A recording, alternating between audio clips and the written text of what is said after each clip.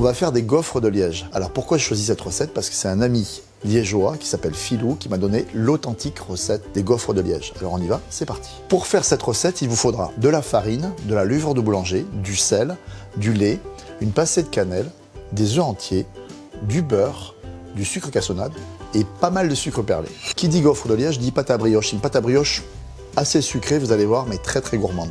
Alors on va commencer la pâte à brioche, on va mettre la farine, un petit peu de sucre cassonade, on va mettre une pincée de sel et on va rajouter de la cannelle, la levure de boulanger qu'on va émietter grossièrement et maintenant on va rajouter les éléments liquides, c'est-à-dire du lait à température ambiante et les œufs. On pétrit doucement pour faire une pâte bien homogène. On raconte que la gaufre de Liège, à l'origine, c'était un prince évêque de Liège au 19e siècle qui a demandé à son cuisinier de lui créer une gourmandise. Et son cuisinier ne savait pas trop quoi faire, il a eu l'idée de mélanger de la pâte à brioche avec du sucre grain et ainsi la gaufre de Liège est née. Pétrissage assez lent pendant 4-5 minutes et vous obtenez une pâte bien élastique parce qu'en fait on a travaillé le gluten et on a une jolie pâte. Et maintenant on va incorporer le beurre progressivement. Alors le beurre il est pommade, on l'a sorti du réfrigérateur et vous allez incorporer le beurre progressivement, toujours à vitesse lente. On a une pâte à brioche bien homogène. On va le débarrasser dans un petit saladier. Vous couvrez votre pâte à brioche d'un papier film ou d'un torchon et vous laissez pousser dans un endroit tempéré et à l'abri des courants d'air dans votre cuisine. La pâte à gaufre a doublé de volume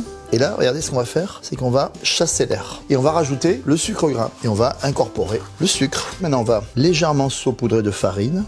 Ça, c'est pour que les doigts collent pas. Et on va faire des petites boules de 100 grammes environ. Et vous le disposez sur un papier sulfurisé que vous avez saupoudré de farine. Les pâtons sont prêts. On va les recouvrir d'un petit torchon. On va les mettre dans un endroit à l'abri de l'air dans la cuisine. Et on va laisser pousser 15 à 20 minutes. Il faut bien préchauffer son gaufrier. C'est super important. Si vous démarrez à froid, ça va pas le faire. On n'est pas obligé de graisser le gaufrier parce que je sais pas si vous avez remarqué, c'est un appareil qui est un tout petit peu riche. Regardez, joli pouce. On pose ça dans le gaufrier et on referme. Et là, vous laissez faire. Et 2 minutes après, c'est prêt. Voilà, les gaufres sont cuites, on les laisse refroidir sur une grille parce que comme ça elles vont rester bien croustillantes. Alors pour les déguster, le mieux c'est nature, encore tiède et ça c'est vraiment très très bon. Alors souvent vous me posez la question, vous me dites ouais mais mes gaufres elles n'ont pas poussé. Ben, c'est simplement parce que vous laissez pas assez de temps à la pâte pour qu'elle pousse et que la levure de boulanger fasse son travail.